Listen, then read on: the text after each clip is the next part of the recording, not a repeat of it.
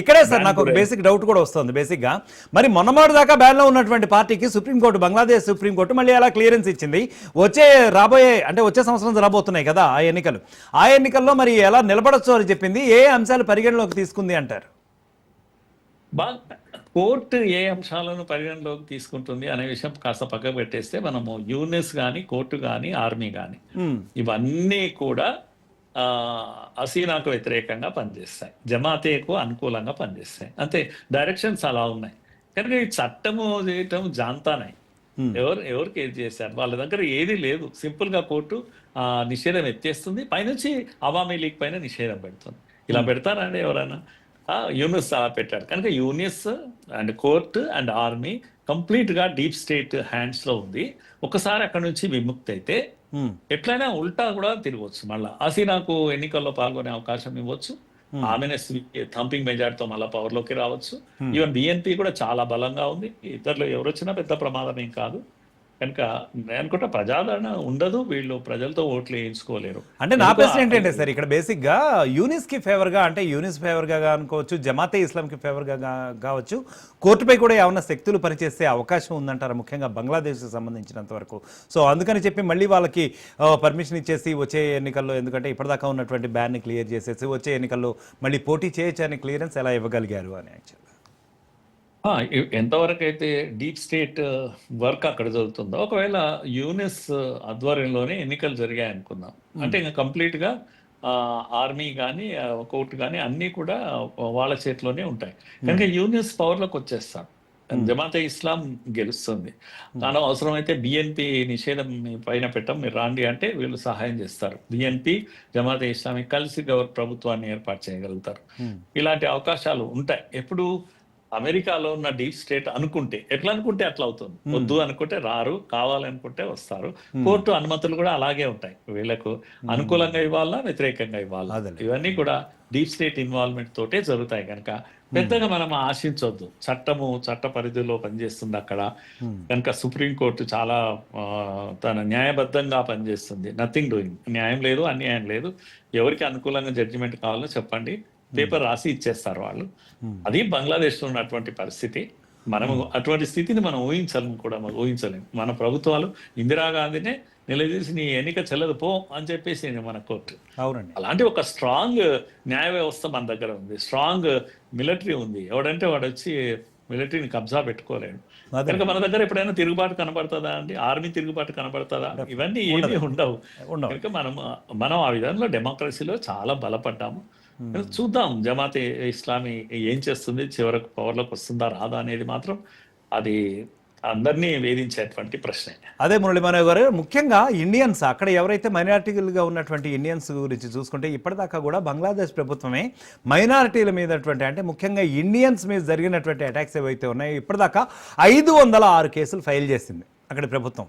ఏమండి, అలాగే వచ్చేసి ఇంకా 912 అటాక్స్ ఇప్పటికీ జరిగాయి. అంటే కొన్ని ఇంకా అనధికారికంగా ఇంకా వాళ్ళు ఇంకా కేసులు కూడా ఫైల్ చేయలే.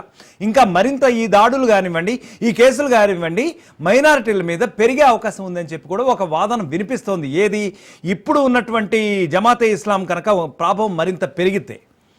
సో మరి మన మైనారిటీల రక్షణ ఎట్లా ఉండబోతోంది?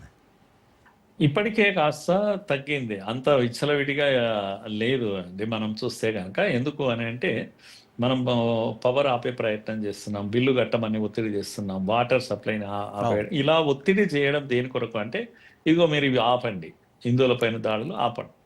కనుక నీళ్లు లేకపోతే ఇది లేకపోతే, పవర్ లేకపోతే వాళ్ళు బ్రతకడం కష్టం. కనుక ఇప్పుడు వాళ్ళు ఆపగలుగుతున్నారు. ఆపాలనుకుంటే ఎంతసేపు, పెద్ద పని. ఈ మోకాలు పెద్దగా పవర్ఫుల్ ఏం కాదు.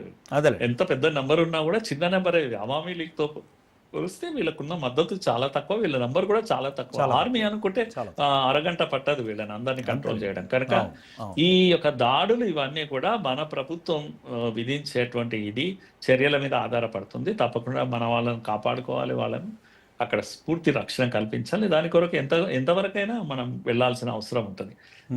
మన దేశంలో కూడా పేషెన్స్ మెల్లమెల్లగా కోల్పోతున్నారు. ఏంది మోడీ ఏం చేస్తున్నారు అని మెల్లగా ప్రశ్నిస్తున్నారు. చూస్తూ ఊరుకుంటామా అలా ప్రాణాలు తీసేస్తుంటే అనేటువంటి మోడీ పైన కూడా ఒత్తిడి ఉంది. తప్పదు, మోడీ గారు ఏదో ఒక చర్య తీసుకోక తప్పదు. కనుక కాపాడుకోగలుగుతాం, మనకు ఆ శక్తి ఉంది. అఫ్ కోర్స్ మనకి ఆ శక్తి అయితే డెఫినెట్గా ఉందండి. ముఖ్యంగా షేక్ హసీనా అయితే ప్రస్తుతం మన దగ్గరే ఆశ్రయం కూడా పొందుతున్నారు దాదాపు సంవత్సర కాలం నుంచి కూడా. సో మళ్ళీ ఒకవేళ అవామీ లీగ్ అంటే మీరన్నట్టుగా ఇందాక మీరు చెప్పినట్టుగా ప్రెడిక్ట్ చేసినట్టుగా కూడా ఒకవేళ సుప్రీంకోర్టు క్లియరెన్స్ ఇస్తే మళ్ళీ షేక్ హసీనా అక్కడికి వెళ్ళేసి మళ్ళీ అవామీ లీగ్ తరపున జమాతే ఇస్లాంతో పోరాడే అవకాశం ఉందంటారా? ఉంటుంది ఉంటుంది. ఎందుకంటే షేక్ హసీనా ప్రజాదరణ ఉన్నటువంటి లేడీ ఆమె. ఒక్కటి మనం మర్చిపోకూడదు, మనకు షేక్ హసీనా కనుక రామన్నాము ఇంకొకరైతే మనము రానివ్వము, బిఎన్పిని అయితే రానివ్వము అనేది ఏం లేదండి. ఎవరైనా బాధితులు శరణు అని వస్తే మనము ఆశ్రయం ఇచ్చినటువంటి చరిత్ర మనది, అటువంటి కల్చర్ మనది. కల్చర్ దలై లామా ఉన్నాడు మన దగ్గరే ఉన్నాడు కదా, కనుక అలాంటి అందుకే మనకు దీంట్లో పాలిటిక్స్ లేవు దీంట్లో. కరెక్ట్. కనుక అవామీ లీగ్ అనుకూలమైన వాళ్ళం మనమేం కాదు. ప్రభుత్వాలు వాళ్ళ ఇష్టమో వాళ్ళ ప్రభుత్వాలను పెడతాయి. ఆవిడ కేవలం శరణార్థిగానే మన దగ్గరికి వచ్చారు, మనం ఆశ్రయం ఇచ్చాం. కొందరు ఇక్కడ ప్రతిపక్షాలు మాట్లాడుతుంటారు అక్కడ, కానీ మీరు ఇవ్వాల్సింది కాదు అది అంటే అట్లా ఏం కాదు. ఆమె ఎవరు నస్రీనా సుల్తానా, ఆమె ఎవరు రచయిత, లజ్జా పుస్తకం రాసినటువంటి ఆమె ఇండియాలోనే ఉంది ఇప్పటికి కూడా. మనం ప్రాణరక్షణ ఇస్తున్నాం, వాళ్ళు చంపేస్తామంటే ఆమె ముస్లిమే కదా, ముస్లిం అయినా మనం ఇచ్చాం. కనుక ఇది మన సాంస్కృతిక చరిత్ర. ఇది రేపు హసీనా తప్పకుండా మీరు అన్నట్టు ఒకవేళ డీప్ స్టేట్ కనుక ఒకవేళ ఓకే అనుకుంటే ఆమె వెళ్తుంది, లిఫ్ట్ ఎత్తేస్తారు, బ్యాన్ లిఫ్ట్ చేసేస్తారు. ఎన్నికలో ఆమె తిరిగి పూర్తి మెజారిటీతో గెలిచే అవకాశం ఉంటుంది. ఎందుకంటే అక్కడ ప్రజల్లో ఇంకా విశ్వాసం ఉంది ఆమె అంటే. ఆమె పర్టికులర్గా మీకు ఒక స్టేట్మెంట్ ఇచ్చింది ఆ మధ్యన. ఐలాండ్ ఒకటి అమెరికా డిమాండ్ చేసింది అప్పట్లో, నేను ఇవ్వలేదు, అందుకే నన్ను నా ప్రభుత్వాన్ని కూల్చారు అని. అది చాలా అండి, అది చాలా ఆ దేశ ప్రజలకు విశ్వాసం అన్నట్టు. ఎందుకంటే నిజంగా కూడా అంతవరకు బాగున్న ప్రభుత్వం ఒక్కసారి ఎలా కూలిపోయింది అందరికీ తెలుసు. అందుకని ఆమె లొంగలేదు అక్కడ అలా ఐలాండ్ ఇవ్వడానికి. ఎందుకంటే వాళ్ళకి స్థావరం కావాలి, ఆర్మీ స్థావరము అమెరికాకు. బైడెన్ చేసిన డిమాండ్ అది, ఆమె ఇవ్వలేదు.